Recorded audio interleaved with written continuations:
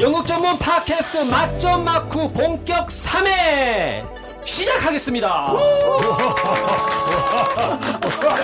자, 오늘 특히나 반응이 좋네요. 예. 자, 모든 사람이 영국 보는 그날까지 달려가도록 하겠습니다. 영국 전문 팟캐스트 맛점 마쿠.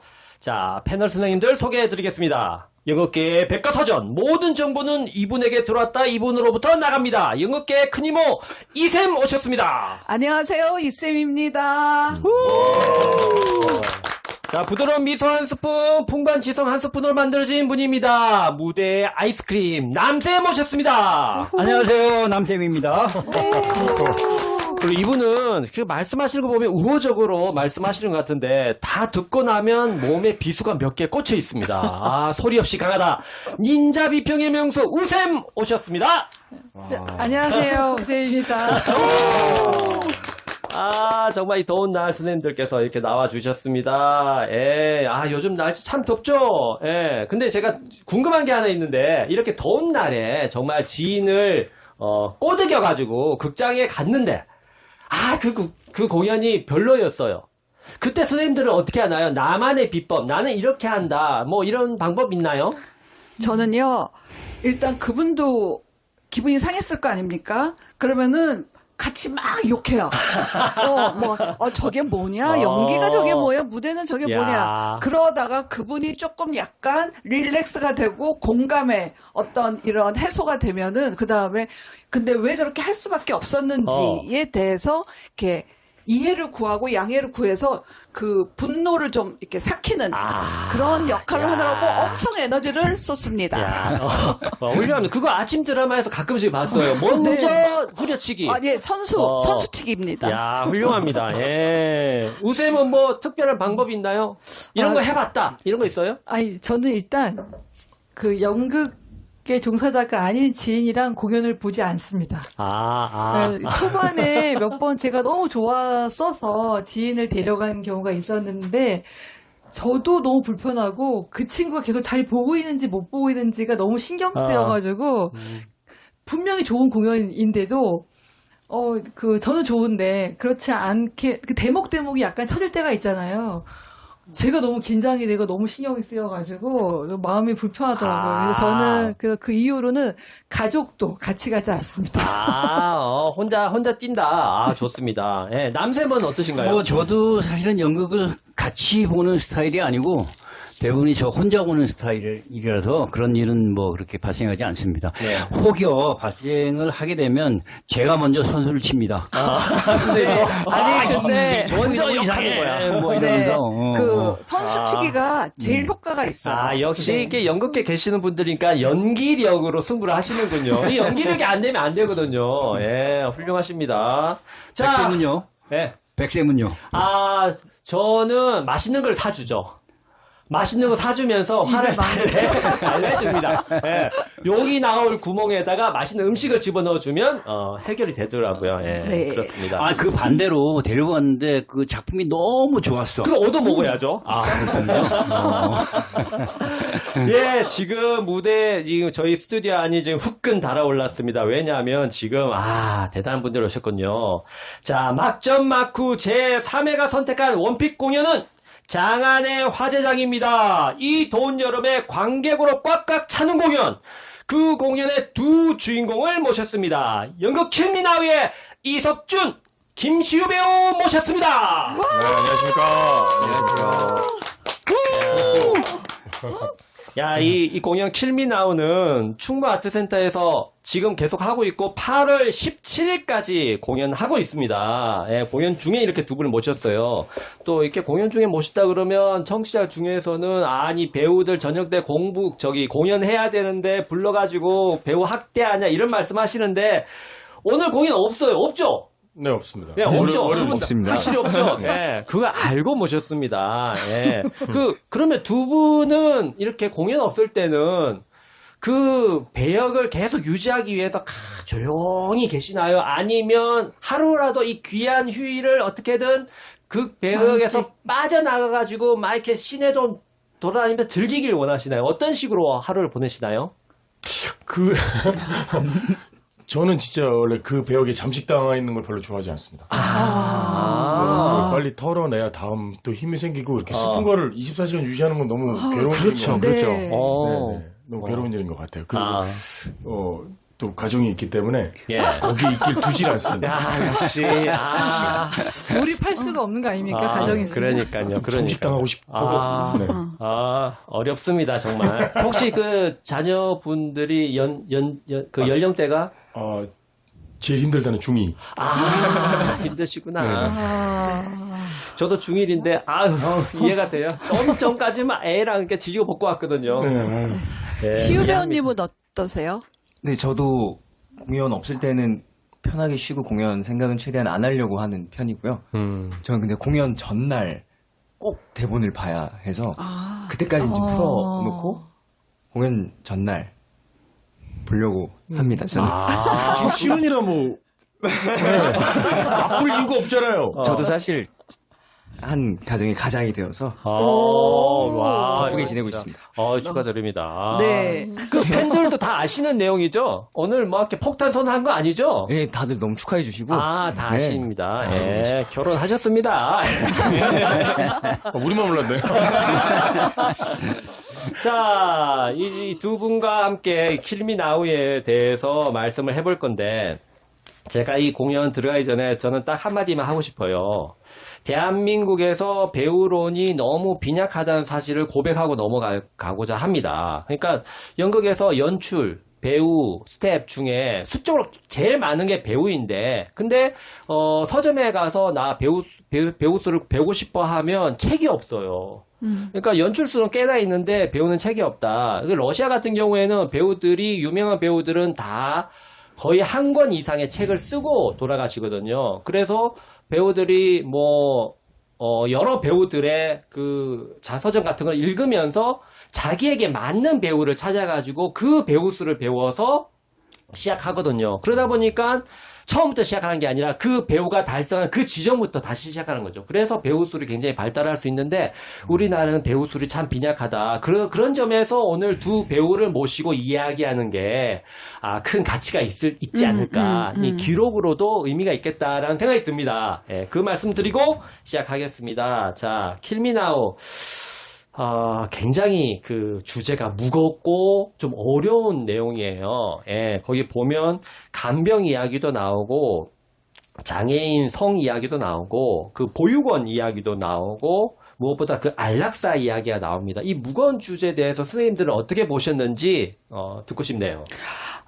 제가 좀 먼저 말씀을 드리면 예. 저는 이거 초연 때 봤었어요. 네, 그때 이석준 배우님도 나오시고, 근데 난 조이는 기억이 안 나요. 누가 캐스팅이었는지.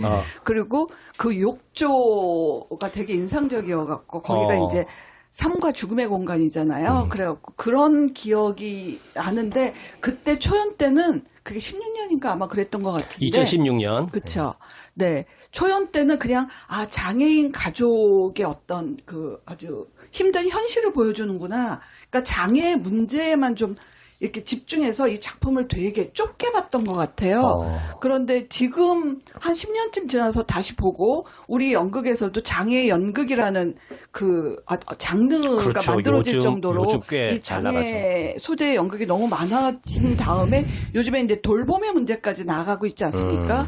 그래서 그런지 이 작품이 장애 문제로 보이는 게 아니라 어쨌든 다 뭔가 정신적으로든 심리적으로든 다 문제가 있는 인물들이 모여갖고 거의 가족처럼 변해가는 그 과정을 보여주면서 이 돌봄이 얼마나 상호 의존적인가, 이 의존성에 대해서 훨씬 더 확장되게, 그리고 또 나이가 있어서 그런지 이 존엄사 문제가 진짜 남의 존엄사. 문제가 아니더라고요. 그래갖고 이 작품이 되게 10년 만에 다시 만났는데 되게 확장된 의미로 이렇게 읽혔다는 게 되게 저 개인적인 경험입니다. 네.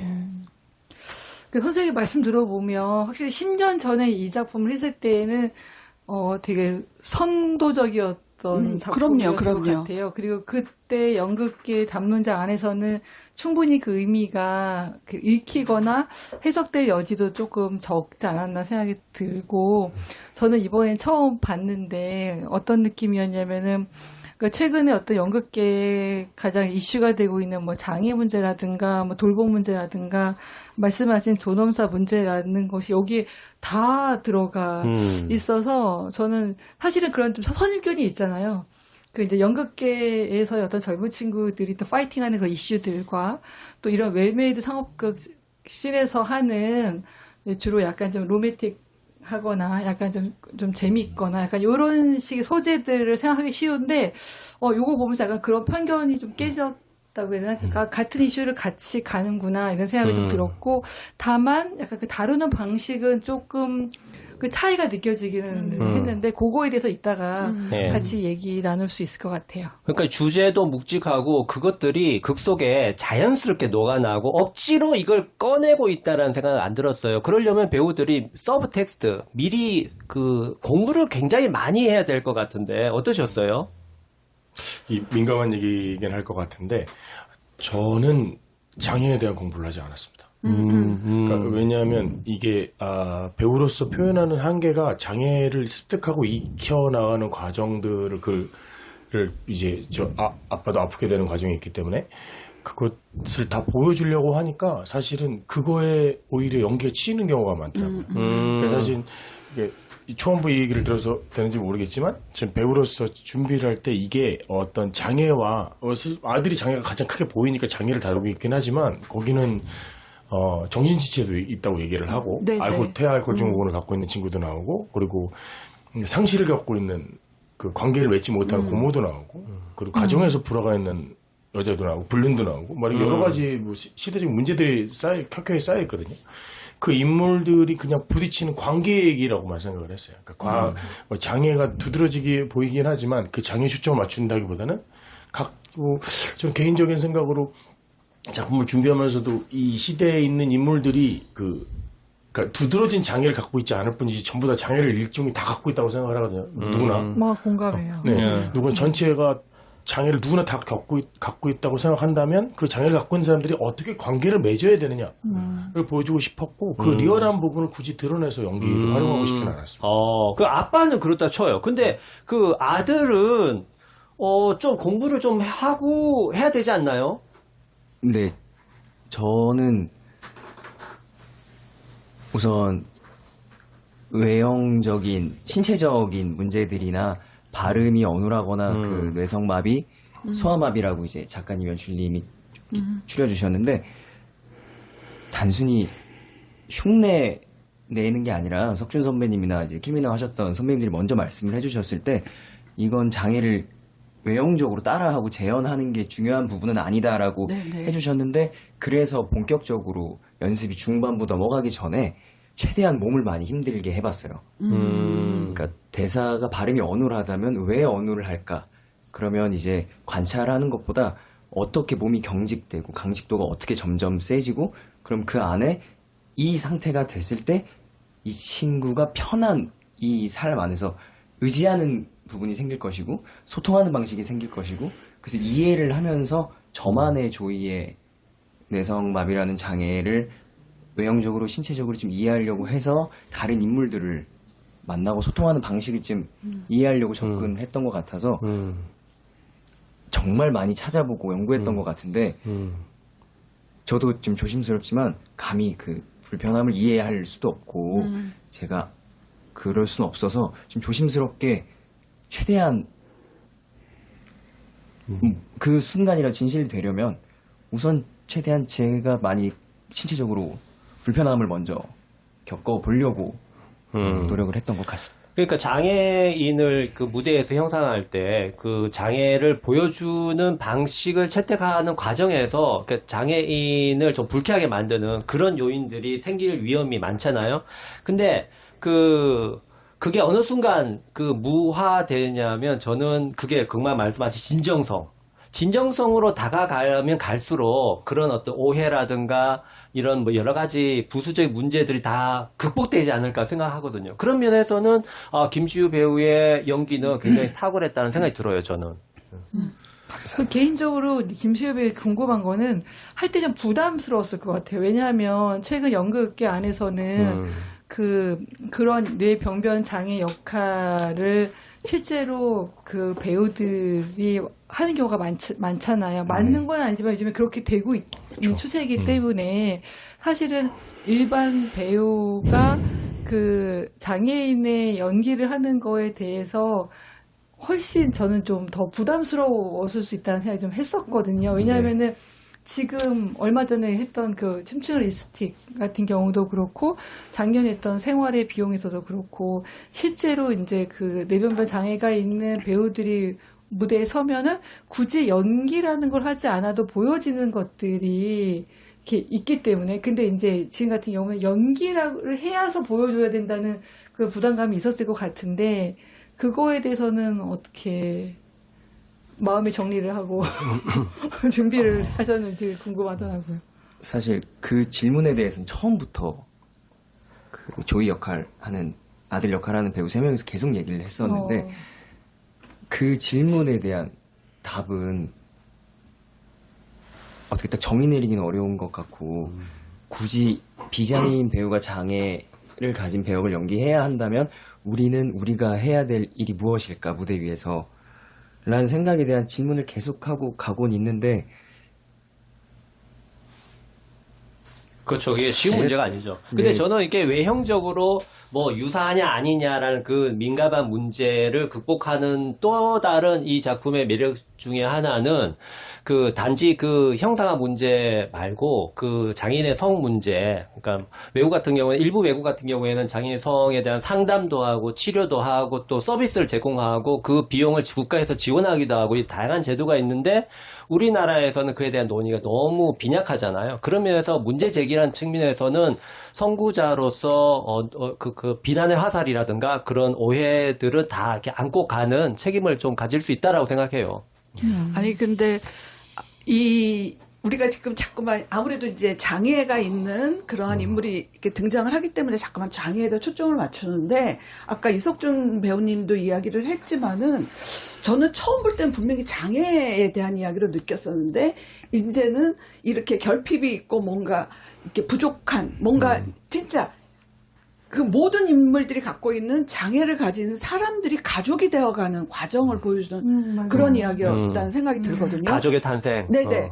그러니까 혈연이 중요한 게 아니라 같이 예. 이렇게 연대하고 이해하고 공존하려는 노력이 있으면 가족이 될 수 있다라는 걸 보여준다는 점에서 이 의미가 이렇게 동시대적으로 확장되는 느낌이 좀 들었기 때문에 나는 솔직히 이 장애인 연기 우리가 이렇게 비장애인이 어떻게 장애인 연기를 그대로 할 수 있겠어요. 그러니까 어떤 특징적으로 장애도 또 하나의 개성이기 때문에 그걸 보여주는 정도여야지 진짜 리얼하게 장애인 연극을 하는 게 나는 오히려 그 장애를 그 무대 위에 그냥 재현하는 이런 위험성이 있다고 생각하거든요.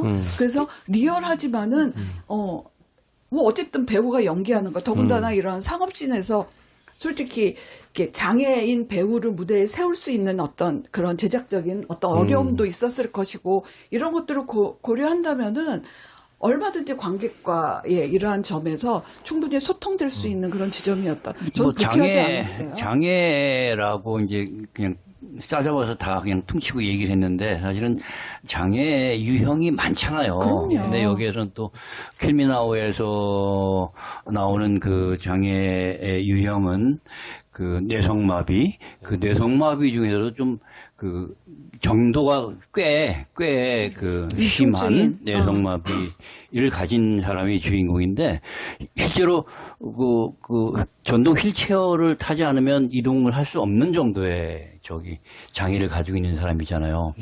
그러니까 그 인물을 어떻게 표현할 것인가에 대한 고민도 굉장히 많았을 것 같아요. 그리고 이제 당연하죠. 대본 속에서 어느 정도의 그 장애다라는 것이 써 있지는 않잖아. 네, 맞아요. 네, 그래서 연출하고 만들면서 우리는 이 정도의 장애의 인물로 구성을 해야겠다 네. 생각을 했을 거 아니에요. 네, 맞아요. 조금 꽤 중정도의 그 장애로 보이는데 네. 그렇게 설정한 이유가 있나요?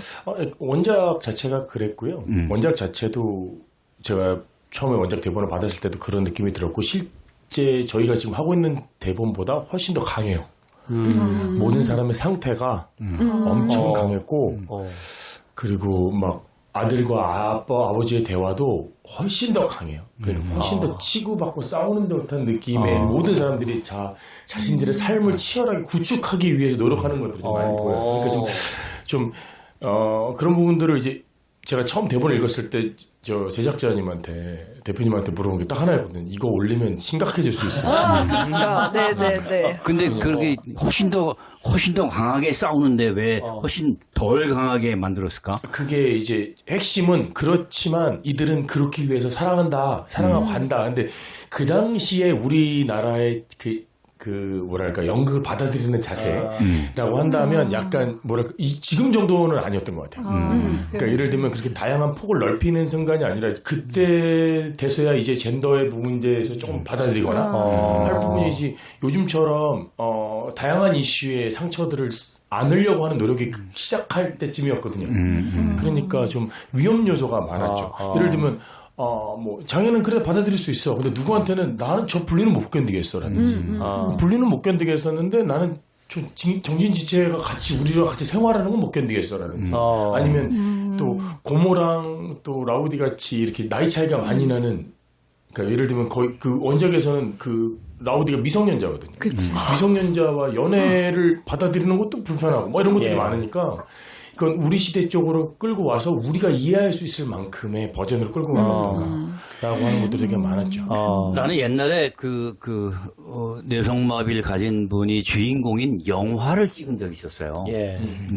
영화를 거기에는 그야말로 장애인의 성에 대해서 아주 주 관점을 두고 만든 영화예요. 네네. 그래서 이 킬미나우의 주인공 아들의 상태를 보면서 중간에 보면 아이가 크기 시작하면서 샤워를 시켜줄 때 어떤 성적 자극 이런 걸 느끼면서 이걸 어떻게 해야 될지 모르겠어 뭐 등등의 이런 대사들이 나오잖아요.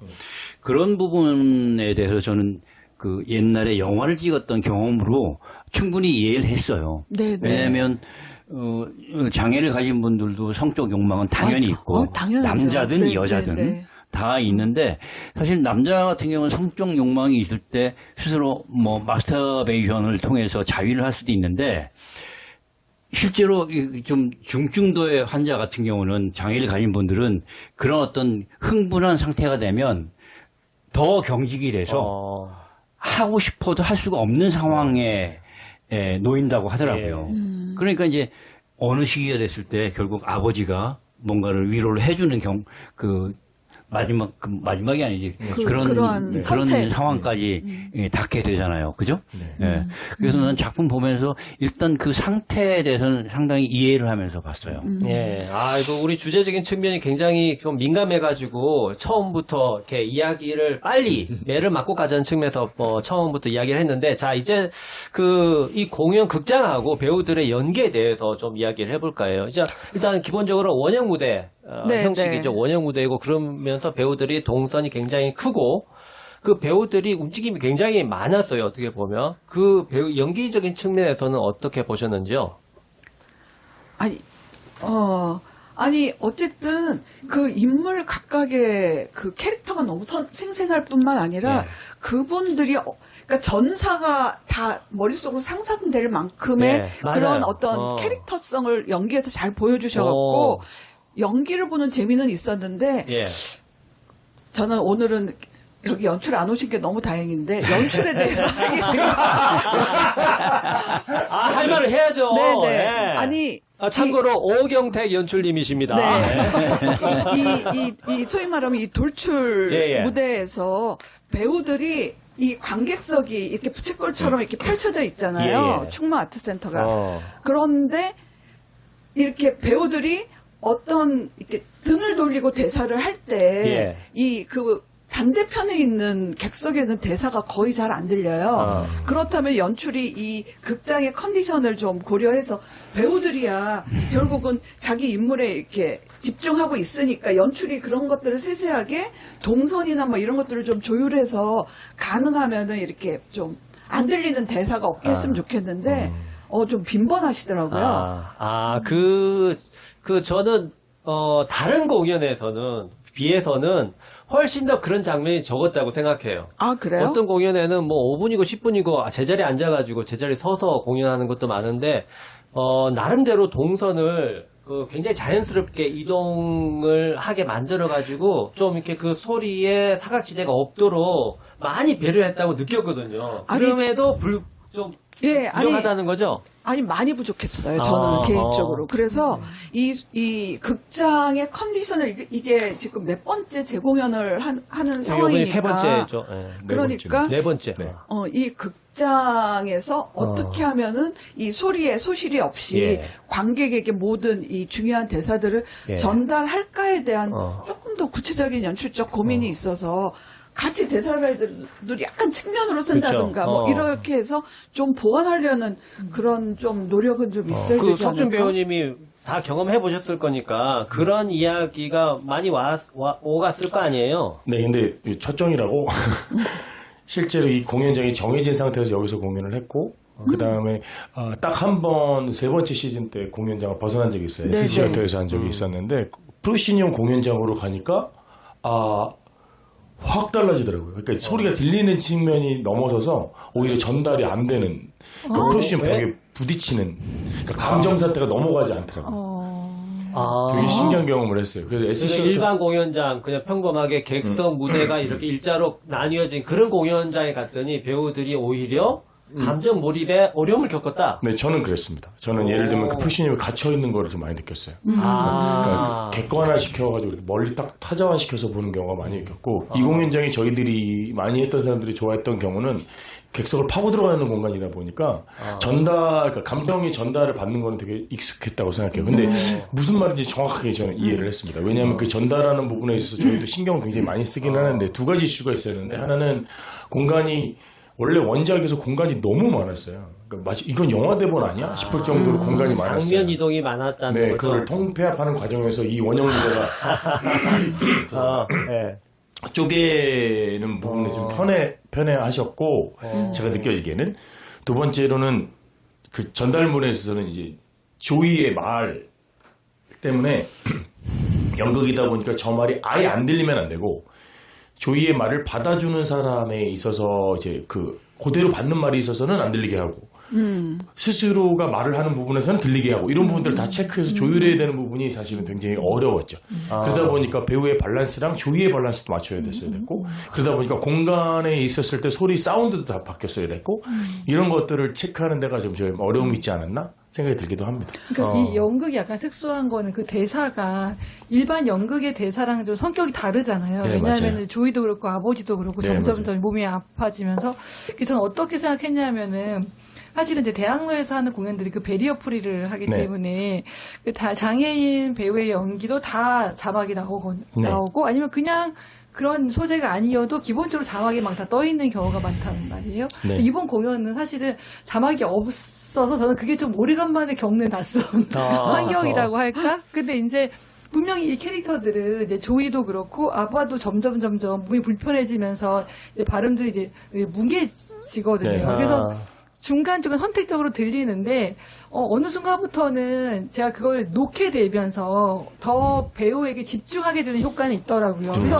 그래 못 들리는 건 못 들린다. 네. 근데 또 아까 말씀하신 것처럼 석준 배우님이 또 조이의 어떤 대사와 아빠의 어떤 특정한 필요한 대사는 또 팍 찍히게 네, 맞아요. 해주시는 거예요. 그래가지고 따라가야 될 대사랑 못 따라가는 대사는 못 따라가는 대로 가면서 어떤 느낌을 받았냐면은 오히려 그 자막들이 관객으로 하여금 배우로부터의 시선을 빼앗는 경우가 되게 많거든요. 맞아요. 네, 그거는 그래서 맞아요. 어떻게 생각하면 지금 이 웨이메이드 상업극 씬에서 저렇게 자막을 쓰지 않는 것이 더 배우를 집중하게 하고 배우에 더 몰입하게 하는 또 효과가 있다라는 생각이 들면서 또 역으로 얘기하면은 지금 우리가 공공극장에서 윤리처럼 쓰고 있는 자막이라는 것이 오히려 우리가 텍스트를 100% 해야 한다는 그런 강박에서 오히려 관객에게 몰입할 수 있는 그런 기회를 관객에게 뺏는 게 아닌가 약간 이런 생각이 아주 약간 들게끔 했던 공연이었던 것 같아요. 그거는 제가 이번 공연에서 되게 크게 좀 느꼈던 네.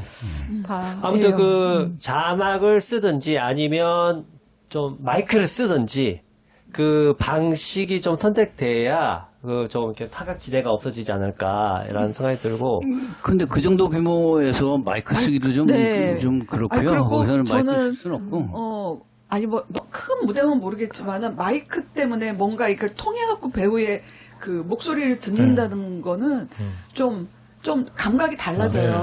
네. 그리고 재밌는 게 저도 이제 길을 쫑긋하면서 중요 대사를 들으려고 막 노력을 했는데 제 주변에 있는 분들이 다 들어요. 들어가지고 중요한 대사한테 헉! 하면서 이렇게 그 리액션 소리 있잖아요. 그러니까 그분들은 이미 N차 관객이 아닐까라는 생각이 들었어요. 그럴 이미 가능성이 대사를 다 크죠. 알고 네. 있고 예. 오른쪽에서 한 번, 왼쪽에서 한 번, 가운데서 한 번 다 대사를 알기 때문에 그 순간 되면 그냥 자기도 모르게 숨이 멈추는 그런 소리가 나온 거죠. 그 커뮤니티에 보면 이 퀴리나우를 그 규정하기를 오열극. 오열극이라고 이렇게 그 규정을 봤을 하고. 때도 예. 관객들 오열한, 그러니까 특히 아버지 예. 약간 쓰러질 때 예. 막 관객들이 오열하는 거. 그러니까 반응 리액션도 네.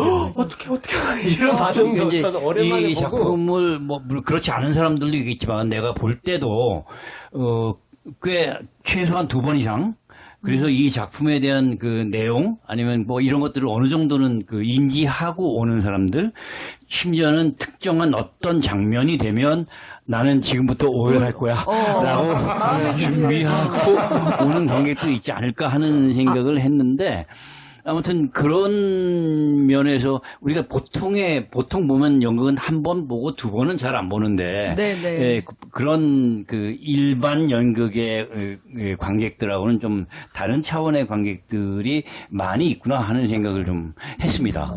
네. 아니 뭐 객석에서 중간부터 울기 시작하더니 그러니까요. 끝날 때 되니까 진짜 저는 좀 그냥 울컥은 했는데 눈물까지는 안 나왔거든요. 워낙 이제 건조한 그런 마인드여서. 그런데 옆에서 막 울고 있으니까 내가 이상한 건지 어쩐지 약간 이런, 연극을 너무 비판적으로 보고 있는 거 아니에요? 이게 직업병이에요.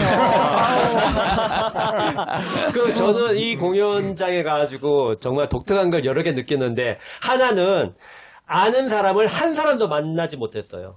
제가 이 공연을 2번 봤는데 2번 다 아는 사람을 한 번도 못 봤어요. 이 공연장이 한 300명 정도 들어가죠. 300명 정도 들어가는 꽤나 중형에 가까운 극장인데 아는 사람을 한 명도 못 만났다. 그 다음에 2번째는 사람들이 다 기립하더라. 벌떡벌떡 일어나고, 대단한 열렬한 박수 치더라. 그리고 이렇게 말씀하신 것처럼 다 흐느껴 울고, 다 손수건, 수건, 뭐 휴지 이런 걸 다 준비하셨더라. 그런 측면에서 정말 독특한 관람 문화를 저는 목격했어요. 그런데 이 연극열전이 주로 이런 문화 속에서 이루어지지 않나요? 다 기립하고. 백 선생님이 보시는 그 공연이 협소해서 그런 거고요. 네. 좀 많은 공연이. 저는 그 많이 경험했고요. 백 선생님이 아는 분은 못 만났지만 저 같은 경우는 저는 모르지만 저를 아는 관객들은 되게 많았을 것이다. 선생님도 이런 씬에서 공연 많이 그거 하시잖아요. 반성해야지. 네. 이런 그 프로덕션 연극도 꽤 여러 편 했기 때문에 네. 그렇습니다. 그 캐릭터 얘기 좀 해보면 저는 약간 놓쳤던 것 같은데 지금 김석준 배우 얘기해 주셔서 좀 이해가 됐는데 그 라우디라고 하는 친구랑 그 고모와의 그 관계 있잖아요. 근데 그것이 전 연극을 볼 때는 그 친구가 미성년자라는 생각을 그렇게 못했던 것 같아요. 사실 고등학교를 같이 저희 그러니까. 다녔으니까 설정은 아니긴 하지만 거의 어린 나이인 것 같은데 연극을 볼 때는 그 2사람의 씬이 되게 조금 희극적으로 이렇게 좀 더 희극화시킨다고 해요. 네, 그 2 네. 장면에서 어떤 키스를 하려고 한다거나 스킨십이 있을 때 더 약간 조금 그 웃기게 처리되는 느낌이 있었는데 사실 그럼 그것도 텍스트를 더 그런 식으로 오버해서 약간 접근한 뭐가 되는 걸까요? 사실은 그게 약간 민감해서? 저는 아니 그렇지는 그건 않았던 것 아니에요. 같습니다. 예를 들면 뭐 정확하게 그 원작이 지금도 기억이 나는 거는 아니지만 그렇다고 해서 그들의 관계가 원작을 읽을 때도 제가 여기 부분이 확실히 나한테 지금 이 슬픔을 프레시하게 좀 바꿔주고 있겠다라는 생각이 들기는 했었거든요.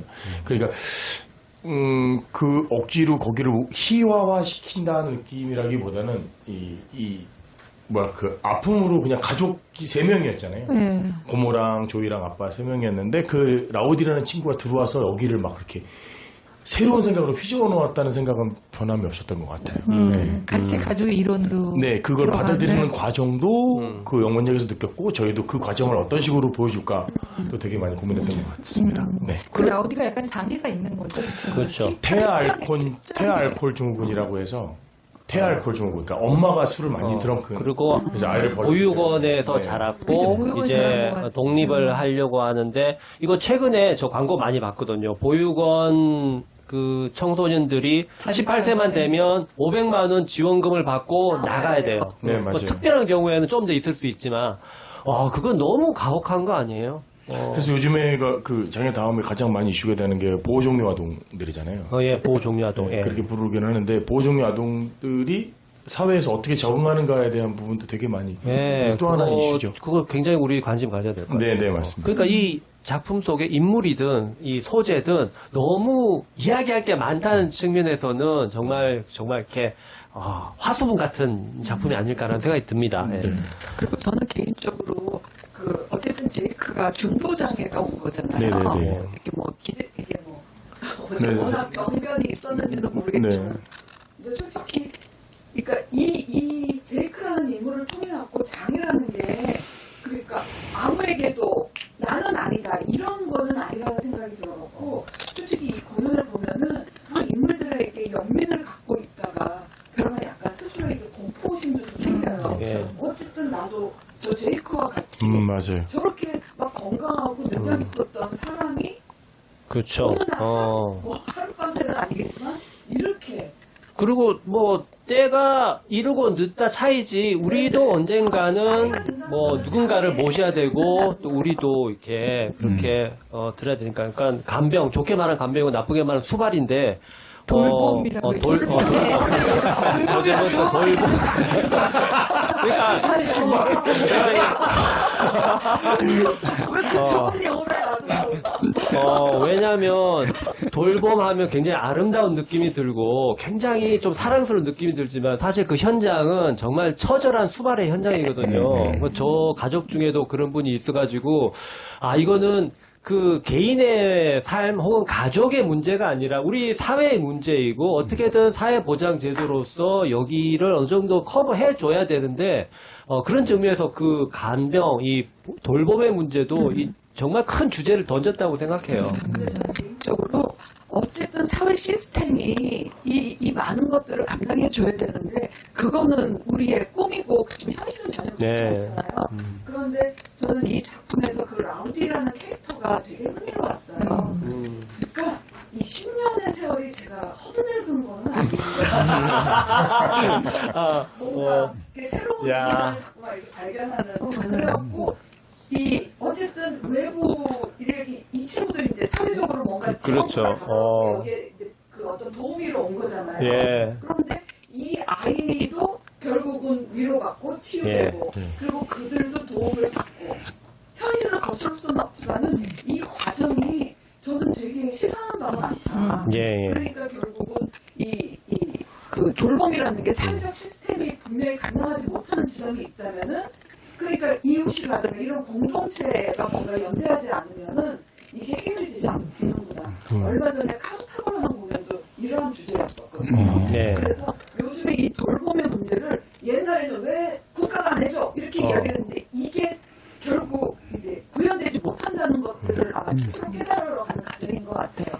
물론 많이 촘촘해지기는 했지만 결국 우리도 나서야 된다. 근데 예. 이게 실천의 영역이다. 남의 문제가 아니다. 이런 이야기를 찾아냈다는 게 나도 많이 처음에 이 작품을 봤을 때 첫 장면에서 욕조 씬이 나오잖아요. 근데 김수희 배우가 이렇게 누워서 연기를 하고 아빠가 이렇게 생각할 때 여기서는 그 김수희 배우가 맡았던 그 캐릭터 이름이 조이가 중심이구나 계속 봤어요 계속. 근데 보다 보니까 아빠가 쓰러지는 거예요. 그래서 그 다음부터는 조이는 알아서 다 살고 있는 것 같은 느낌으로 가면서 오히려 제 오히려 조이가 되게 아빠를 걱정하고 아빠의 그런 하면 잘 돌보면서 약도 챙겨주고 그래서 이제 아빠 관객으로 하여금 이제 아빠를 중심으로 해서 이걸 보다 보면 옆에 이제 라우디도 보이게 되는 거고 거기서 같이 노는 고모도 보이게 되는 거고 여자친구도 보이게 돼서 이게 이 작품의 어떤 희곡의 되게 좀 장점이라는 생각이 들었는데 개인적으로는 그 여자친구 로빈. 네. 그 로빈. 분의 이제 스토리는 서사가 좀 약하게. 서사가 좀 잘 안 보이는 네, 네, 네. 고모는 딱히 서사가 필요하지 않아도 직장을 가지고 있으면서 이제 오빠와 조카를 돌보는 서사가 있으니까 근데 그 여자 친구분도 사실은 되게 뭔가 뒤로 갈수록 저는 처음에는 그냥 한 달에 한두 번 만나는 관계인가? 학기장에서만 만나는 관계인 줄 알았는데 근데, 집까지 찾아오죠. 계속 그 다음에 그 책에 대한 이야기도 있고 되게 근본적인 인간에 대한 믿음을 갖고 있더라고요. 제이크에 대해서. 그래서 근데 이제 그게 왜 그렇게 됐는지가 잘 안 보여서 사실 개인적으로 고 여성 캐릭터의 서사가 조금 좀 더 잘 보였었으면 좋았겠다. 약간 이런 생각은 좀 하게 됐어요. 그러려면 3시간 넘어야죠. 공연이 대사 개 정도로도 안 될까요? 좀 더 저는 좀 좁게 봤을 때 사실 공연을 본 공연이 흘러가고 있을 때 어느 지점이 되니까 킬미나우라는 제목이 확 들어오더라고. 그쵸. 정말 저 잔인하면서도 상황에 있는 적절하다. 개개인의 인물들은 정말 외치고 싶었을 것 같아. 킬미나우 지금 당장 날 좀 죽여줘. 내가 지금 짊어지고 있는 이 힘이 너무 힘들고 무거워. 하는 그런 개개인의 입장들이 너무 잘 이제 나한테 들어오는 거예요.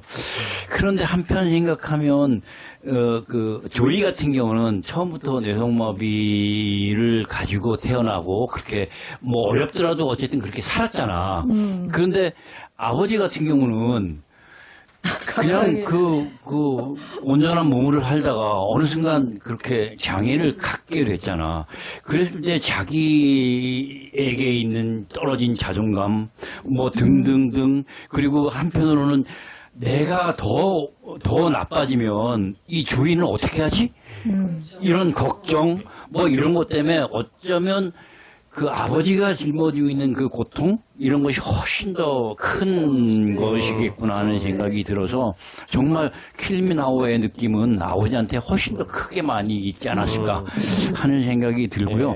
근데 이 작품을 보면 정말 그 우리가 그 생각해야 할 뭐 개인 혹은 뭐 나라 사회가 해야 될 어떤 그 애에게 던지는 담론이 굉장히 큰데 그냥 오열구로 소비되고 있는 게 맞나? 하는 생각도 좀 했어요.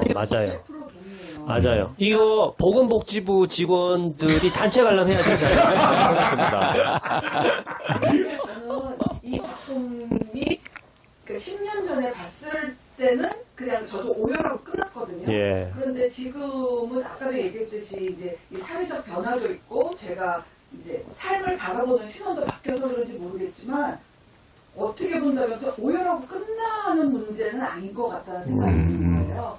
그러니까 저는 이게 좀 실천의 문제로까지 좀 나아갔으면 좋겠거든요. 그런데 결국은 영민, 저 불쌍해서 어떻게 하는 그런 영민과 그리고 나는 장애가 아니라는 사실에 대한 안도 이래갖고 진짜 아리스토텔레스의 카타르시스로 끝나버릴 문제는 아니다 더 이상. 그런 점에서 제가 아까도 이렇게 연출이 좀 아쉬웠다고 이야기하는 게 배우들이 이런 영향이 있으면 연출적으로 약간의 이화 효과를 줄 수 있는 그 환상 장면 같이 결혼식을 앞두고 그러니까 이런 식의 장면을 조금 더 배치해서 그 밖으로 나와서 이 상황을 보게 만들었으면 어땠을까 하는 좀 이거는 순전히 평론가적인 좀 아쉬움이에요. 뭐 털이 막 나오는 베개의 그 싸움 장면 또 이제 장애를 가지고 있는 조이가 멀쩡한 몸이 돼가지고 이제 아빠와 만나는 장면 이런 거 대본에 있는 거죠? 원작이 없습니다. 아 그래요? 그래서 그런지 진선 작가가 커뮤니티에 보니까 그 장면에 대한 호불호가 좀 있더라고. 네. 그 장면이 꼭 그렇게 했어야 돼? 라는 얘기도 나도 이제 발견한 적이 있었는데 어때요? 예, 그 배우분은? 번역 각색을 지이선 작가가 하셨죠. 또 이거 대단한 작가. 네. 매니아가 탄탄한 작가시죠. 출연하고 있는 두 분은 그렇게 거기에 그 집어넣은 그 장면에 대해서 어떻게 생각하시는지? 저는 굉장히 좋아하는 장면입니다. 저는 그러니까 그런 식으로 무거운 거로 현실을 보여주는 것도 맞는데 아빠의 그러니까 그 아들이 어땠던 순간을 보고 싶어하는 그 장면을 넣어서 그 다음에 아빠의 장애가 어떤 비참함을 주는지를 더 이제 뎁스를 주기 때문에 전 그거는 되게 좋아하는 장면입니다. 그러니까 그게 아까 이쌤 말씀하신 것처럼 이화시키는 거. 그러니까 그 장면에서 뚝 떨어져 나와가지고 맞아 내가 공연을 보고 있지. 저기 상상의 장면이야라고 하는 순간 뭐 우리가 흔히 말하는 그 일루전이 깨지면서 이제 자기 자신에 대해서 생각하고 공연에 대해서 생각하는 그런 효과가 있는데 그 장면이 그런 효과를 줬다. 저는 그런 측면에서도 저는 동의를 하고 그 다음에 맨 마지막에 커튼콜 할 때 사실 그런 연기를 하신 분들이 이렇게 비장애인처럼 이렇게 걸어 나오잖아요. 그때 어떻게 보면 관객들에게 어떤 약간 충격, 정말이야? 이렇게 충격을 주는 그런 효과가 있는데 그거를 좀 미리 땡겼었다라고 저는 생각하거든요. 그러니까 이게 이렇게 아름다운 부자가 될 수 있었어요라고 하면서 얼마나 슬퍼요라고 이렇게 한번 환기시켜주는 어떤 카드가 아니었었나라는 생각이 듭니다. 저도 사실 그런 장면을 좀 호불호가 나뉘는 이유가 아버지의 환상 속에서 장애를 가진 아들이 장애가 없는 상황으로 나와서 되게 행복한 모습처럼 그려지는 것들에 대한 그걸 불편해 하시는, 굳이 그게 굳이 행복한 걸까라고 생각을 하실 수도 있는데, 저는 생각했을 때, 아버지가 글을 이제 못 쓰게 되고, 그 상황에 그 아버님들이 꿈속에서 그 종이를 발견하시고, 아시는 그 눈빛이 객성에는 안 보이지만, 이쪽 구역마다 다르겠지만 저한테 보이는데, 제가 생각했을 땐, 아버지는, 저희가 장애아로 태어나서, 아빠가 실망했을 거라고 생각하고 내가 몸이 아파지고 얘가 상처받지 않고 다른 애들과 다르다는 비교 없이 나한테 너무 특별한 아이인데 라고 저희가 어떻게 살아갈 수 있을까라는 우려와 이런 많은 것들이 무의식 중에 표현됐다고도 생각을 했어요. 아빠의 무의식 중에 저희가 내가 없을 때 그렇게 비교당하고 불편하지 않았다면 그렇게 살아갈 수 있지 않았을까라는 생각이 들었고, 그래서 마지막에 제가 오를 건네면서 아버지하고 눈을 마주치는 순간이 아빠의 꿈속의 그런 모습, 우리 아빠가 걱정했던 모습이 아니더라도 나는 아빠가 덕분에 너무 잘 컸고 걱정하지 마. 난 앞으로 잘 살아갈 수 있어. 아빠 덕분에 난 너무 이쁜 백조가 되었어 라고 전해주는 것 같아서 단순히 그게 비장애인의 장애를 가졌다 안 가졌다의 모습보다 아빠가 걱정했던 모습이 무의식 중에 나왔고 그게 아름다운 한 장면으로 비춰질 수 있지 않았나라는 생각이 들어요. 지금 방금 휘어 배우님 몰입하는 것 같은 느낌 들었어요. 눈가가 촉촉해지고 약간 흔들리는 느낌을 받았어요. 저는 그게 각색되어서 넣어진 장면이라고 그게 이질감이 느껴지진 않았거든요. 보는 입장에서는 그냥 충분히 원작에서도 그냥 그렇게 한 장면 정도는 환상한 장면이 있을 수 있겠다는 생각을 했고, 근데 저는 그 장면에서 뭐 이렇게 소외되는 느낌보다는 오히려 그게 더 몰입하게 만드는?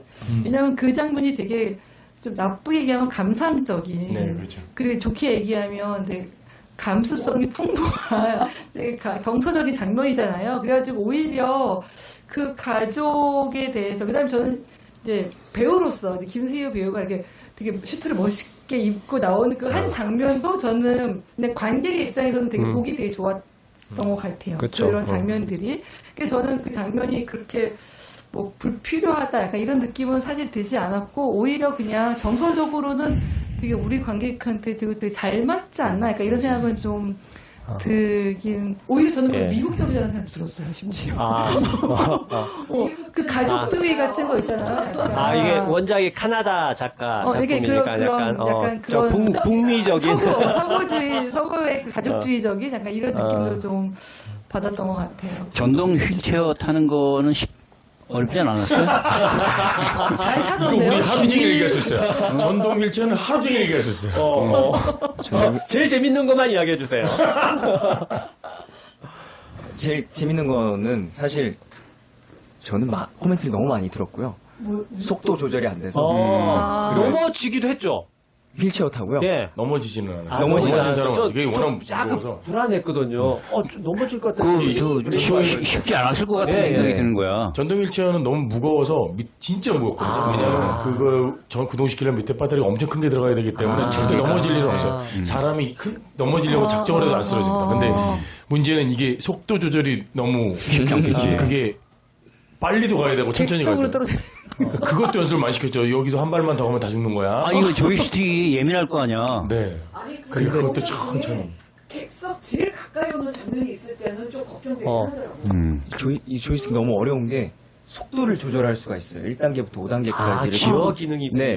근데 1단계로 가면 천천히 가고 무리가 없으니까 확 앞으로 나가는 게 없으니까. 근데 1단계로 5단계로 조절할 때 삑삑삑 소리가 나요. 그럼 그걸 공연 중이나 퇴장했을 때 만질 수가 없으니까 5단으로 설정을 해놓으면 천천히 갈 땐 굉장히 미세하게 움직여야 되는데 제가 연습실에서 많이 몇 번 뭐 리딩하는 테이블 막 들이받고 그랬을 것 같아. 초연 때부터 그래서 그게 이슈였어요. 이슈였어요. 이 전동 휠체어를 어떻게 잘 다뤄야 되고 그리고 나오는 통로가 두 군데인데 한 통로가 되게 작거든요. 좁잖아. 거긴 진짜 운전면허 시험이랑 똑같거든요. 그러니까. 쌩 하고 나가는 장면은 그러니까 빠르게 위로. 시간 나와야 되고 네. 암전 중에도 나가야 되고. 그리고 그러니까. 그걸 돌려서 그 뭐라 그러죠? 드라이빙 뭐 그걸 해가지고 앞발을 치워야 되잖아요. 그거는 사실은 그것도 연습 몇 바퀴째 내가 알아서 치겠다고 거의 제 거고 전동 휠체어의 문제가 이건 제 거고 들어가서 무대 뒤에서가 또 어려워요. 무대 뒤에 아주 좁은 공간에서 다시 나와야 되는 파킹을 맞춰야 되는데 아까 말씀드린 것처럼 소리의 이슈가 있다 보니까 거기서 어떤 타이밍에 그걸 돌려놓는지가 각자 더 달라요. 왜냐면 거기서 무겁기 때문에 바닥에서 찌지직 소리가 다 나거든요. 그게 밖에서 대사하고 있는데. 그러니까 관객들이 신경 안 쓰는 타이밍에 어떤 포지션을 만들어 놓는지가 다 달라요. 그래서 나도 이제 배우니까 사실 배우는 이런저런 소품을 쓸 때가 많잖아. 네. 그러니까 사실은 써야 할 소품이 있을 때 내가 얼마큼 아주 잘 쓰게 되는가는 공연하기 전에 연습할 때 연습을 굉장히 많이 해야 되거든. 그거 소품 제대로 안 쓰면 정말 작품 허접해지거든.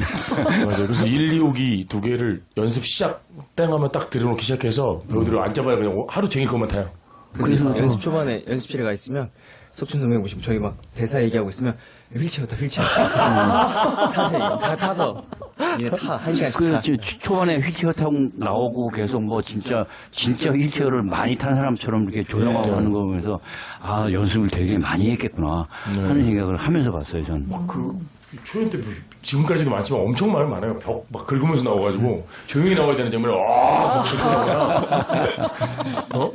근데 연습 초반에 아버지들이 주셨던 힌트가 너무 좋았던 게 휠체어를 조종을 잘하려고 하다가 어느 순간 조이한테 제일 익숙한 게 휠체어고 바라보고 돌리고 이 아이의 감정 표현이 휠체어인 거예요. 여기 앉아있는 자세나 이 강도나 손을 세게 하는 게 그게 힌트가 되다 보니까 이제 동선들이 익숙해지는 것처럼 휠체어를 돌리는 순간 그리고 빨리 보고 싶을 때, 천천히 보고 싶을 때, 급할 때 이게 조금씩 나뉘어서 디테일이 거의 뭐 자동차 드리프트 하듯이 할 때도 있을 거 아니야. 근데 그야말로 조이스틱이네요. 성공하셨습니다. 사실 진짜로 여기 일상에서 휠체어를 타시는 분들보다 어떤 면에서는 더 잘 타야 될 것 같아요. 왜냐하면 일상에서 휠체어를 그 전동 휠체어를 타시는 분들은 그렇게 극적으로 타는 경우가 거의 없을 거예요. 그렇죠. 네, 일상 속에서는. 근데 무대에서는 그렇게 돼야 되거든. 그러니까 어쩌면 더 지금 휠체어를 타시는 분들보다 훨씬 더 잘 타는 그 휠체어가 돼야 되지 않을까 하는 그런 생각을 해봤어요. 네. 저는 개인적인 궁금한인데 여기 트리플 캐스팅이잖아요. 예. 네. 아니 어떻게 합을 맞추는지 매번 이렇게 막 조합들이 바뀌잖아요. 다 노선이 다르지? 근데 캐릭터가 어떻게 각자가 다른지 다행히도 다행히도 이 공연 팀 합이 너무 좋기는 해서 스트릿풀이 그러니까 여타 공연 다른 공연 잘 모르겠지만 저희도 의도하기도 했고 거의 뭐 연습실에 시작부터 끝까지 같이 하면서 공유를 좀 많이 했어요. 웬만한 그리고 휠체어 동선 같은 경우는 그게 바뀌면 굉장히 큰 대도가 바뀌는 거나 마찬가지예요. 침대 위치가 바뀌는 거랑 똑같은 거라서 휠체어 동선은 웬만큼 맞추려고 노력을 했어요. 예를 들어 그 움직임에 대해서는. 그리고 그 안에서 세밀한 감정 조절은 좀 다 다르긴 하는데, 예. 그 부분은 사실은 뭐 매번 맞추는 것보다 사실 같은 배역으로, 그러니까 저만 그런 생각하는지 모르겠는데, 예를 들면 한 배역 대 한 배역으로 만나서 매일 만나도 그 공연은 살아있는 생물이라서 계속 바뀌잖아요. 그치. 예. 그러다 보니까 그거를 좀 이해하면 오늘의 아들이 사이즈가 좀 바뀌긴 하는데 사이즈가 귀여운 사이즈가 있고 좀 빅 사이즈가 있더라고요. 그 동명인 이석준 네, 배우가 있죠. 빅 사이즈. 키가 엄청 190. 큰 배우. 190. 189라는데 190이 넘은 것 같아요. 처음에 우리의 가장 큰 문제는 제가 욕조에 안 들어갈 거다. 제가 욕조에 안 들어갈 건데, 근데 본인은 난 들어간다고.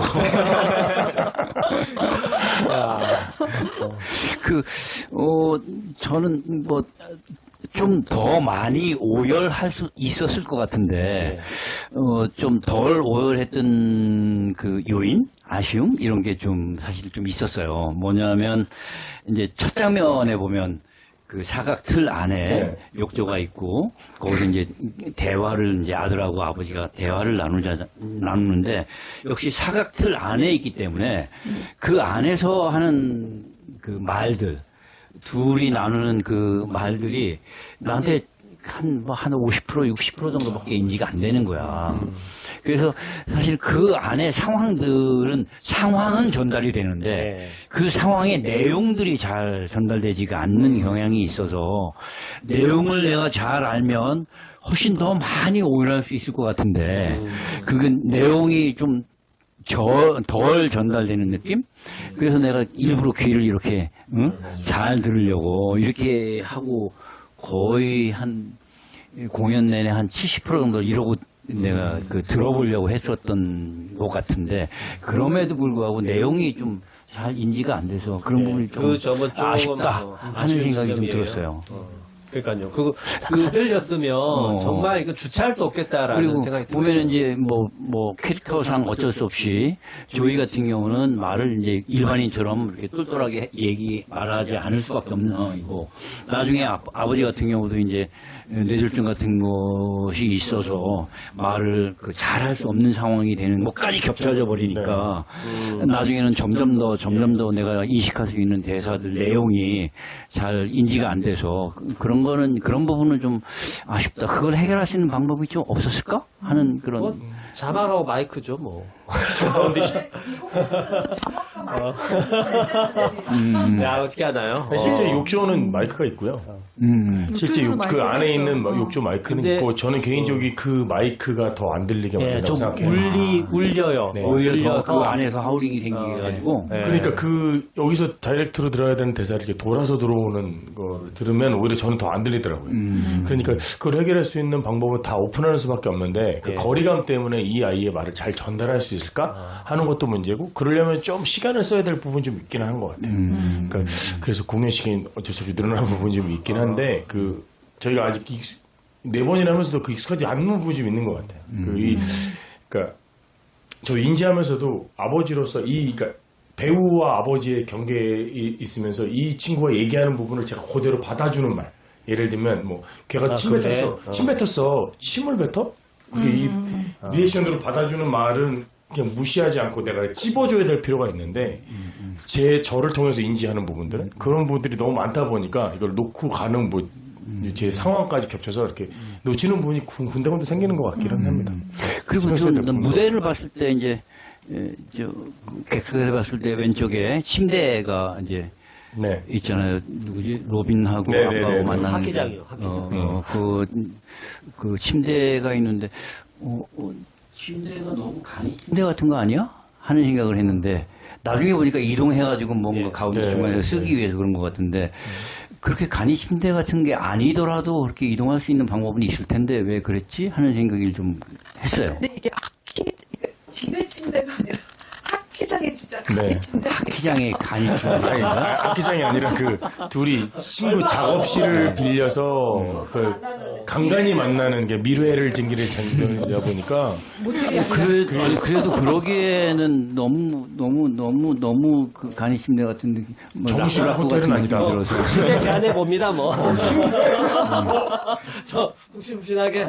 예. 자, 저 질문 예. 있어요. 뭐냐면은 그 김석준 배우님 같은 경우는 이석준 배우님. 예. 네네네. 아, 이거 괜찮습니다. 이거 테러 당할 수 있습니다. 조심하세요. 석준 배우님 같은 경우는 예전에 스탠드레인 했을 때부터 저는 항상 이렇게 좀 약간 웰메이드 상업 그 큰 극장에서 뵀던 것 같아요.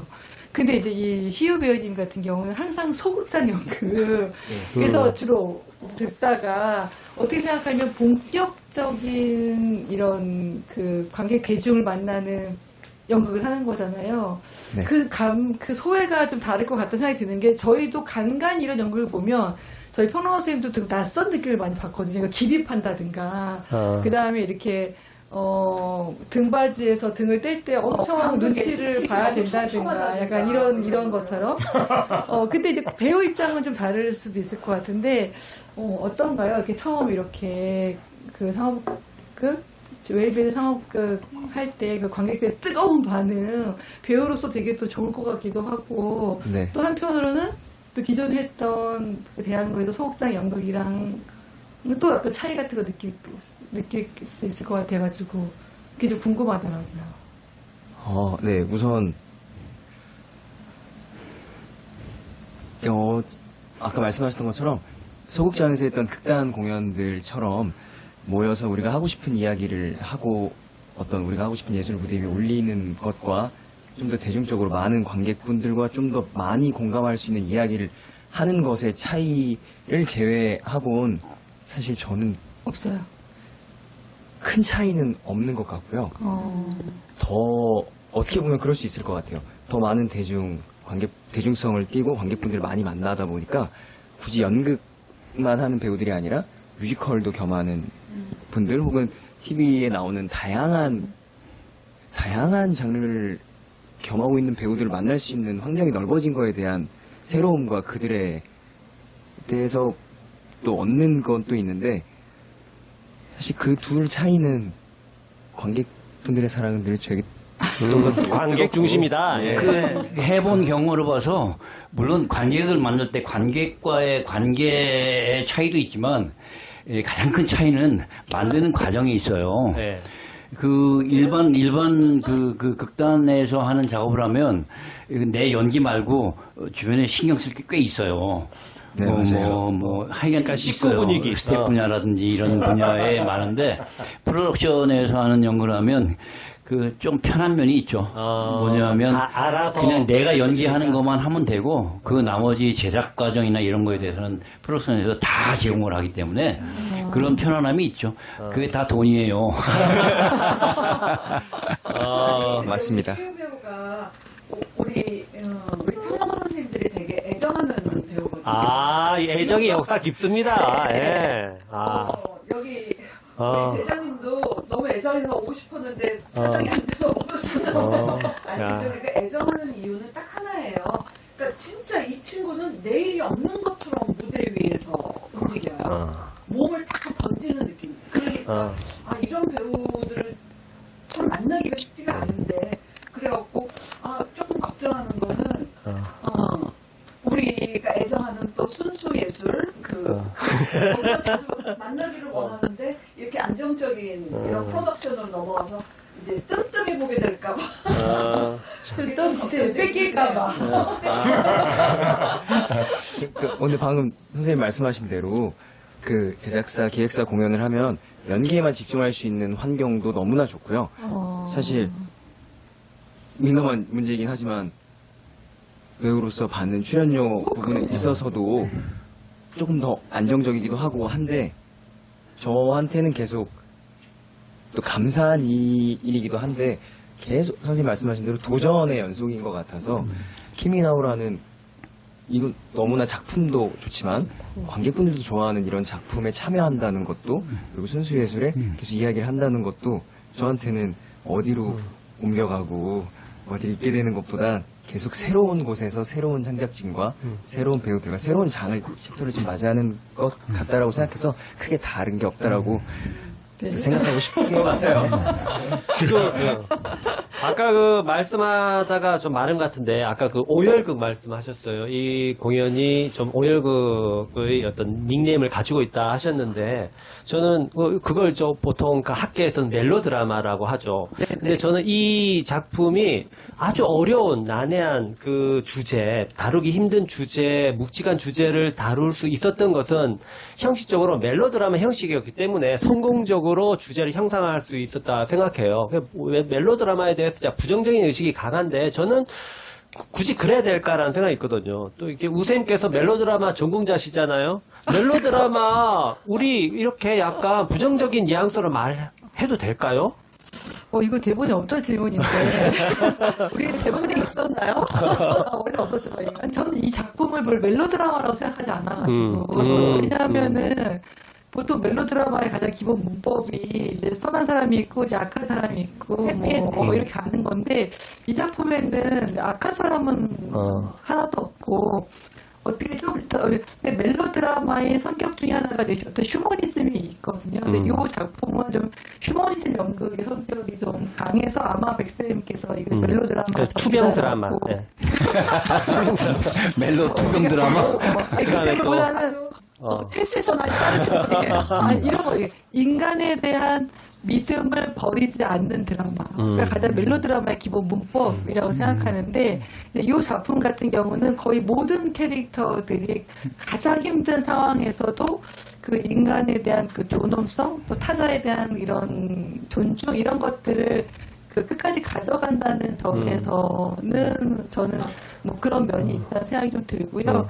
저는 되게 좀 좋기도 하고 좀 의외라고 생각했던 부분이 이제 마지막에 보면은 조이가 아버지를 제이크를 이렇게 안락사라고 할 수 그렇죠. 있을까요? 어쨌든 이렇게 그렇죠. 하잖아요.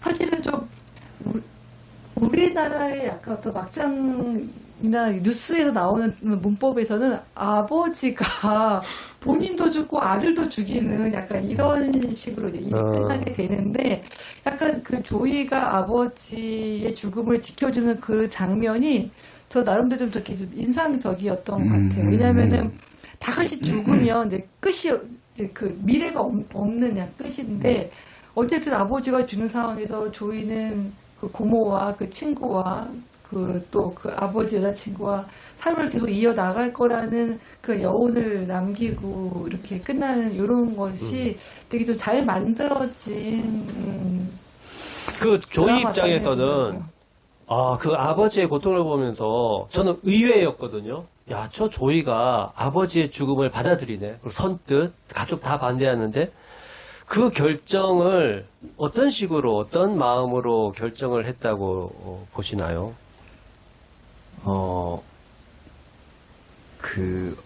엄청 많이 생각하고 엄청 많이 짧은 시간 동안 생각했을 것 같은데 그런 대사가 있어요. 내가 잘 알아. 이거 살아있는 거 아니야. 내가 잘 알아.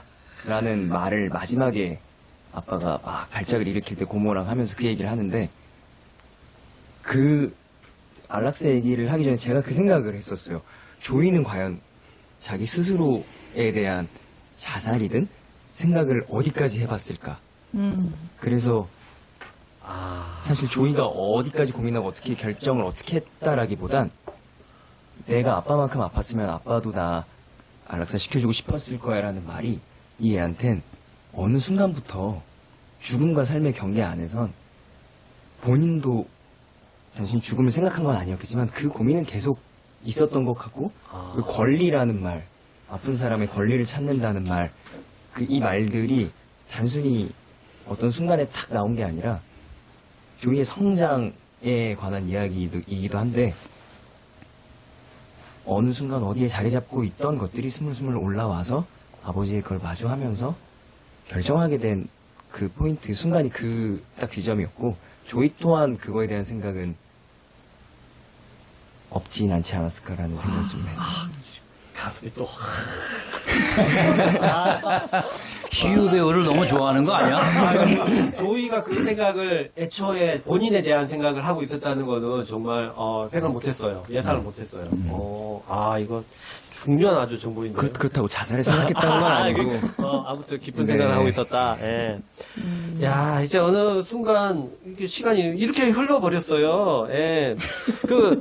우리 끝내기 전에 이 작품에 정말 명대사 하나 나오지 않습니까? 저는 이 대사 정말 밑줄 꺼가면서 읽어야 된다고 생각하는데 제가 이 대사를 말하면 김새잖아요. 우리 이게 아버지의 목소리로. 이 아버지께 이 대사 기억나시죠? 이 대사 한번 춤추는 강이죠. 춤추는 강. 춤추는 강. 이 강 위에 오리가 이게 떠 있는 장면을 연상시키는 그 제목인데 그 서문에 해당되는 내용이죠. 예. 아빠가 직접 한번 읽어주시길 바랍니다. 이걸 참. 연기해봐처럼 이상한 거 제가 제 힘들 때 그거거든요. 백세배 40이 가득. 군대 가자마자 선임이 연기해봐.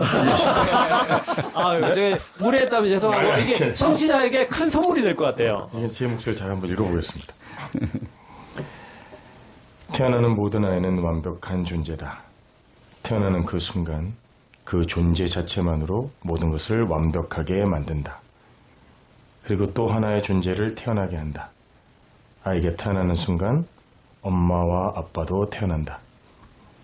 우리는 모두 춤추는 강 위에 뜬 고무 오리일지도 모른다. 이거 원작에 있나요? 아니면 지선 작가가 쓴 건가요? 지선 작가 겁니다. 그러니까 이 각색의 힘이에요. 이걸 만약 원작 그대로 했으면 이런 명문작이 나올 수 있었을까라는 생각이 듭니다. 정말 감동적입니다. 오리도 없습니다. 예, 오리도 없어요. 되게 이렇게 설득력이 있는. 전 그 지희선 작가의 그 가장 좋은 점이 거기 있다고 생각해요. 그러니까 모든 작품을 쓸 때 그 어떤 오브제와 같이, 그러니까 예를 들면 뭐 상업극에서 완전 상업극 카포네 같은 경우에서는 풍선을 쓴다든가 아니면 뭐 이런 식으로 킬미에서는 오리를 쓴다든가 뭐 이런 식으로 그 한 작품마다 자신이 표현하고 싶어하는 그런 오브제를 항상 대상화시키는 게 있는 것 같아요. 만점에서 아버지 어쨌든 이렇게 하면서 그 오리를 들고 있으니까 더 좀 먹먹해지고 그냥 이거 행위만 있으면은 그냥 비극 그 자체였을 것 같은데 심지어 그걸 굿즈로 팔고 있더라고요. 그거 진짜 아이디어 좋다 생각했어요. 정말 좋은 아이디어인 것 같다. 그 오브제 하나가 이렇게 여러 가지를 많이 연결시켜주잖아. 그러니까요. 그러니까 춤추는 강이라는 그러면 소설 제목도 작가가 만든 건가요? 춤추는 강 그건 맞는 원작의- 것 같은데 맞아요. 그 원작의 책 이름은 있어요. 춤추는 강. 근데 내용의 서문은 아예 없죠. 그러니까 춤추는 강 하면 굉장히 모호한데 그 강 위에 정말 일렁 있는 강 위에 인생이라는 강 위에 오리가 떠 있다고 생각하면 그 정말 이 위태로운 두 부자의 운명이 좀 느껴지는 것 같아요. 그걸 다 이렇게 오리로 형상하는 게 정말 신의 한 수네요. 네. 그러니까요. 그러니까요. 알고 보니 백조였다. 명대사였습니다. 그게 적극적인 각색도 원작자에게 허락을 받은. 네. 제가 알기로는 그렇습니다. 네. 그 N차 관객이 많은 이유가 있어요.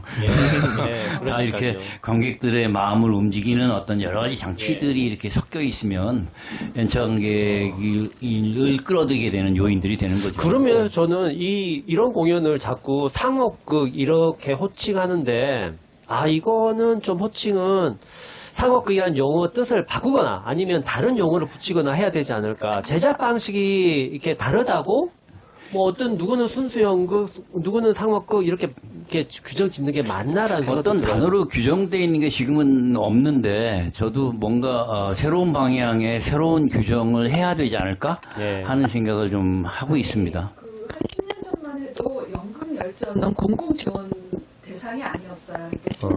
이렇게 시민위원들이 이거는 그냥 상업극이다 이런 식으로 이렇게 했었는데 지금은 공공 지원 대상에 포함시켜요. 왜냐하면은 웰메이드인데 주제가 그냥 이렇게 소리적인 주제가 아니라 이렇게 묵직하고 뭔가 사회성 있는 그런 텍스트들을 중심으로 하고 있기 때문에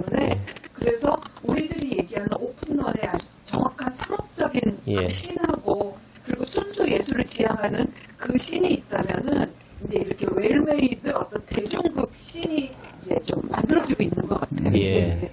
그런 기획사 제작의 어떤 프로덕션이 있는 그런. 그래서 그 거죠. 뭐 대형 기획사는 아니지만 아무튼 대형 기획사에서 제작해서 만드는 그런 공연을 좀 뭔가 특별한 용어로 만들어야 되지. 그냥 상업극이라고 말하는 것은 조금 무리가 있지 않나, 한계에 도달했다라는 생각이 듭니다. 예, 혹시 이 공연에 대해서 또 마지막으로 또 하실 말씀이 있습니까? 충분히 하셨나요? 네. 뭐 아직 기간이 많이 남았으니까 마지막까지 많은 관객과 함께 공연이 성공적으로 좀 끝나는 날까지 있었으면 좋겠다 하는 그 기대감을 가져봅니다. 예, 8월 17일 충무 아트센터에서 공연합니다. 그리고 묵직한 주제를 감각하면서도 마음껏 올 수 있는 공연이니까 네 가서 보시기를. 예, 그리고 그러면 이제 티슈 손수건 필참입니다. 예. 자, 이렇게 해서 오늘 두 배우분 모시고 킬미나우에 대한 여러 가지 이야기 나누었습니다. 아, 오늘 쉬시는 날인데 이렇게 귀한 시간 내주신 두 배우님께 정말 감사의 말씀 드리고 이렇게 막전 막후 3회 1부 순서 마치도록 하겠습니다. 감사합니다. 자, 연극 전문 팟캐스트 2부 순서 하겠습니다. 자, 2부는 이제 추천 공연인데요. 아, 요즘 더운 와중에도 좋은 공연 정말 많이 올라갑니다. 제가 먼저 한번 공연 추천해볼까요? 아이, 그럼요. 네. 오늘 우리 연극열전에서 하는 이 공연 배우들 오셔가지고 했는데, 연극열전에서 수고해주셨으니까, 또, 보답 차원에서 연극열전 공연 하나 소개해드리겠습니다. 어떤 공연이냐면, 최근에 어쩌면 해피엔딩 이후로 우리 국산 뮤지컬, 창작 뮤지컬에 대한 관심이 커지고 있는데, 네. 연극열전에서 곧 올릴 창작 뮤지컬 하나 소개해 드릴게요. 제목은 윌리엄과 윌리엄의 윌리엄들. 창작극인데 제목이 윌리엄. 제목 주인공이 재밌죠? 윌리엄인가요? 윌리엄 하면 떠오르는 유명한 희곡 작가가 있어요. 셰익스피어. 셰익스피어 맞습니다. 예. 셰익스피어 사후 한 200년 후에 똑같은 이름의 윌리엄을 가진 윌리엄 헨리 아일랜드라는 사람과 그 아버지 윌리엄 사무엘 아일랜드 이 두 사람 똑같은 아버지와 아들 이름 똑같죠. 네, 뭐 네. 윌리엄 1세 2세 하듯이 그 두 윌리엄이 이것이 셰익스피어의 미발표 희곡이다 그러면서 희곡 공연 하나 공개합니다. 제목이 보르티게른이라는 작품인데 이것이 나중에 위작으로 밝혀졌어요. 그 과정에서 이 아들이 이제 아버지한테 인정받기 위해서 자기가 이제 위작을 사고치고 한 그런 이야기가 펼쳐지는데 자아찾기 일종의 성장 드라마로서 세계적인 사건, 이 위작 사건을 이렇게 실제 소재로 사건, 하죠. 실제 네. 이야기를 이렇게 엮은 공연입니다. 이게 이제 2022년에 문화예술위원회에서 하던 그 창작 산실 프로그램의 올해 신작으로 선정됐던 작품이에요. 그럼 네. 초연은 한 거군요. 그렇죠. 그 초연은 한 23년 3월에 초연을 했는데, 이게 일본이 사실 뮤지컬 업계에서는 우리보다 좀 앞선 나라이잖아요.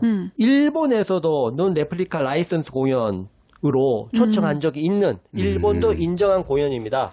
예. 보고 싶네요. 예. 네. 공연 날짜는 9월 17일부터 11월 30일 대학로 버거킹 건물에 있는 그 석영 스퀘어. 거기서 예. 네, 네, 거기서 네. 하니까 여러분들 꼭 체크해 두시고 공연 관람하시기 바랍니다. 9월 17일부터 11월 31일까지 윌리엄과 윌리엄의 윌리엄들 많은 관심 부탁드리겠습니다. 네. 연극열전 대표님 만족하시죠? 자, 이제 어떤 분부터 소개해 드릴까요?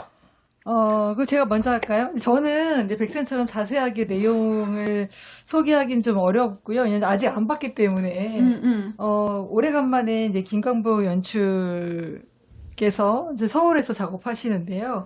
나가야 히데미 원작을 김광보 연출가가 극단 맨시어터에서 협업한 물의 소리라고 하는 작품입니다. 예, 물의 소리. 예, 8월 29일부터 9월 28일 예그린 시어터에서 하고요. 근데 제가 이제 스텝진도 이렇게 명단을 봤더니 뭐 거의 우리 연극계에서 내노라 하는 잘 나가시는 그러니까 김광보 스태프들과 연출하니까 다 모였겠죠. 예. 예, 그다음 출연진도 또 되게 좋더라고요. 예. 그래서 막 그 트리플로 가서 여기에도 아마 회전목 관객이 생길 수 있지 트리플 공연. 않을까. 오늘 오셨던 이석준 배우님도 출연하시더라고요. 출연합니까?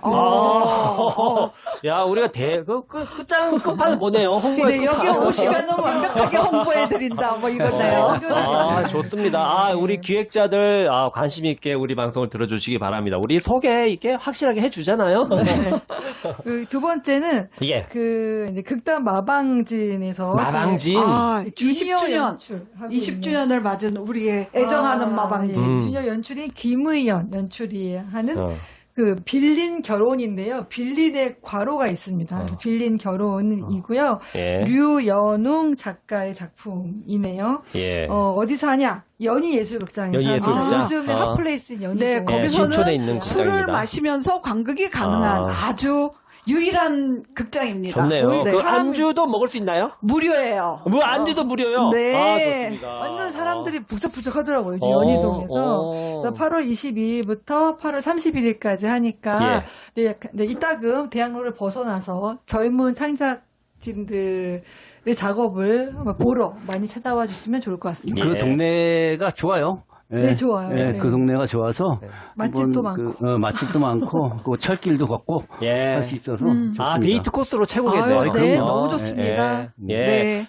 그냥 결혼 아니고 빌린 결혼입니다. 예. 자, 또 딴 분 소개해 주시죠. 네, 저는 그러니까 이렇게 우리 연극이 오늘 벼랑간 만들어진 게 아니잖아요. 앞선 우리의 선배님들이 아주 땀과 헌신이 있었기 때문에 지금이 만들어지고 또 우리의 노력으로 미래가 만들어질 거라는 생각을 하거든요. 예. 그런 점에서 좀 눈여겨봐야 될 게 늘 푸른 연극제입니다. 늘 푸른 연극제. 네, 이게 이제 연극에 연례적- 뼈를 묻었던 분들을 네. 위해서 헌정하는 공연. 네, 예. 뼈를 묻다. 아우, 진짜 멋지군요. 네, 뼈를 묻고 계신 그런, 네, 소위 오늘 말하면 좀 선배님들. 드시는데요? 그러니까 뼈 전신뼈입니다. 일본이 아니고. 아니, 뭐, 워낙은 이제 네 분이 요번에 선정이 예, 예. 되셔갖고 공연을 하는데. 그 중에? 네, 그 중에 좀 부조리극 쪽으로 이제 제 개인적인 취향이 예. 들어가서 두 편을 추천드리겠습니다. 하나는 제가 너무도 애정하는 기국서 연출의 엔드게임. 엔드게임. 네, 이게 베케트의 쉽지 않은 부조리 작품이에요. 그렇죠. 사무엘 베케트의 명작 중에 하나죠. 네. 그것을 여전한 현역이신 야. 네, 기국서 연출님이 예. 어떻게 또 우리에게 이제 그 즐거움을 주실 건지 제가 관객 모독 그 옛날에 예, 그 예. 공연 보고 나서 너무 충격을 예, 받고 기국서 연출의 정말 대표작, 인생 대표작이 할 수 네, 있는 근데 그 그것만 있는 관객모독. 게 아니라 뭐 삼양동 햄릿이라든가 그렇죠. 네, 아주 이렇게 강렬한 네, 작품이죠. 묵직한 사회의식을 자기만의 어떤 독창적인 메소드로 확실하게 보여주신 그 분이 이렇게 또, 뭐, 부조리에, 베케트의 부조리 대표작을 어떻게 무대 위에 올릴 것인가 아주 관심이 가고요. 이거는 8월 14일부터 17일까지. 짧네요. 8월 14일부터 8월 17일까지. 네, 이 기간 놓치시면 못 봅니다. 네, 4호선 한성대 입구에 오셔서 6번 출구로 나오시면은 예. 최근에 만들어진 아주 대형 공연장이 있습니다. 예. 네, 그 서울 연극 창작센터에 있는 시어터 제로에서 예. 이제 공연이 될 예정입니다. 시어터 제로는 1층에 있어서 제로입니다. 네, 아하하하. 네. 네, 그리고 두 번째는 역시 이 늘푸른 연극제의 북어대가리 최종원. 북어대가리. 네. 야, 이거 교과서에 나오는 명작이잖아요. 네, 제가 이강백 선생님 공연을 너무너무 오랫동안 네. 지켜본 사람으로서 북어대가리는 나는 이강백 선생님의 대표작이라고 생각을 예, 하거든요. 어쨌든 최종원 배우가 네 하시고 또 아주 그 김철리 연출이 네. 김철리 연출가가. 네, 오랜만에 또 이 배우 아닙니다. 네. 그렇게 배우를 아주 하시고 싶어 하셨는데 배우 욕망이 컸는데 어쩔 수 없이 좀안 연출로 이번에 본업으로 돌아가시고네요. 네, 본업으로 돌아오셔서 야, 오랜만에 연출하시는데 정말 이것도 기대되네요. 네, 8월 7일부터 10일. 야, 이거 네, 근데 이제 바로입니다. 김철리 연출, 이강백 네. 희고, 그다음에 최종원 배우. 와, 네, 이거 아주 진짜 전설들이 모인 공연이라고 하시면 되겠습니다. 별들의 모임이네, 별들의 모임. 네. 그런데 이제 그 초연 때 이 최정원 배우가 기임이라는 역할로 등장을 네. 해서 그때 백상 연극 대상 받고 이랬었거든요. 그 캐릭터로 야. 다시 돌아오시는 공연입니다. 야, 진짜 그 몇 년 전인가요? 뭐 3, 40년 전 아닌가요? 93년이니까 저 근데 저 본 것 같아요. 초연. 네, 저도 김강림 선생님 네, 연출하시고 네. 최종현, 최종원, 전무송 배우. 네네. 맞아요. 정확하게 기억하시네요. 맞아요. 그러니까 거의 30년 전 공연이죠. 네, 근데 사랑의 티켓 구입해가지고 네. 사랑의 티켓 자, 연식을 보여주는 용어 나오네요. 사랑의 티켓. 아니 그렇게 해서 그러니까 연극에 입덕했습니다. 아니 젊은 관객에게는 네. 원로 배우와 원로 연출, 원로 네. 작가의 아주 대표작을 볼 수 있는 그런 기회이기도 하지만은 저희 같은 경우는 그 옛날에 추억. 봤던 어떤 관극의 기억을 다시 소환해내는 예. 그런 공연이 될 것 아. 같아서 추천드립니다. 정말 정말 극장은 이거는 어디죠? 꼭 봐야 되겠네요. 네, 연극센터. 서울 아까 연극 1층 창작센터. 네, 네, 시어터 제로. 같은 연극 창작센터 똑같은 네, 곳. 시어터 20이 아닌가? 20인가요? 지금 그거 확인해야 그거는 좀 되겠네요. 확인은 해봐야 되겠네요. 네. 스님께서 직접 댓글로 알려주시기 바랍니다. 제가 이렇게 항상 20% 빈 구석이 있어서. 네, 잠깐만요. 어쨌든 금방 알려드릴게요. 20인 것 같아요. 네? 그 시어터 20인 것 같습니다. 5층에 있는 거. 20이 그러면. 네, 네, 죄송합니다. 정정하겠습니다. 자, 네이버에 치면요. 딱 네, 나오니까 여러분 시어터 걱정할 필요 없습니다. 20는 그 객석이 202개라서 20입니다. 또 이렇게 네, 깨알 또 깨알 정보들을 다 정보. 주시네요. 네. 저는 이번 소개는 제가 패스하려고 했는데 예. 갑자기 생각난 게 하나 있어서 예. 소개를 하고 싶네요. 제가 소개하고 싶은 공연은 고도를 기다리며를 기다리며. 기다리며를 기다리며. 예. 이거는 미성신. 그 초연은 아니고 네, 네. 작년에 했었던 공연인데요. 뭐 그럼에도 불구하고 뭐 제가 소개를 하려고 하는 이유는 작년부터 올해까지 신구 선생하고 그 박근영 선생이 네, 네, 네. 출연한 고도를 기다리며가 예. 굉장히 인기가 있었잖아요. 네, 네. 그런데 요번 고도를 기다리며에 박근영 선생이 출연합니다. 또 네, 출연하세요? 젊은 네. 배우들하고 같이. 네네네. 그러니까 그 연극에 출연하는 과정을 담은 아니죠. 공연이에요. 이거는 그건 아니고 고도를 기다리며를 공연하고 있는 공연장의 분장실이에요. 그러니까요. 그 공연을 기다리는 순간의 장면. 그 분장실에서 언더스타디 배우들이 거기서 분장실에 기다리고 있는 거야. 내가 이 공연을 언제 무대에 쓸 것인가. 응? 그걸 기다리면서 그 안에서 분장실 안에서 있는 벌어지는 에피소드를 그 에피소드를 구성한 연극인데요.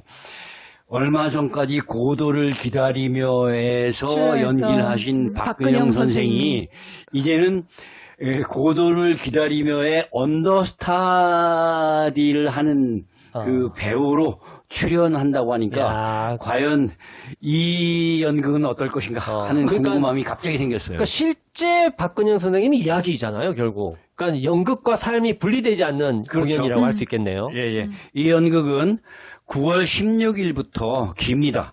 11월 16일까지 예스 24 스테이지 3관에서 공연을 합니다. 9월 달에 정말 좋은 공연이 많이 기다리고 있네요. 네네. 네, 9월에 좋은 공연 많더라고요. 자, 이렇게 해서 좋은 공연 추천까지 끝마쳤습니다. 이 더운 날에 또 선생님들 그 추천 공연까지 다 서치해 오시고 수고 많으셨습니다.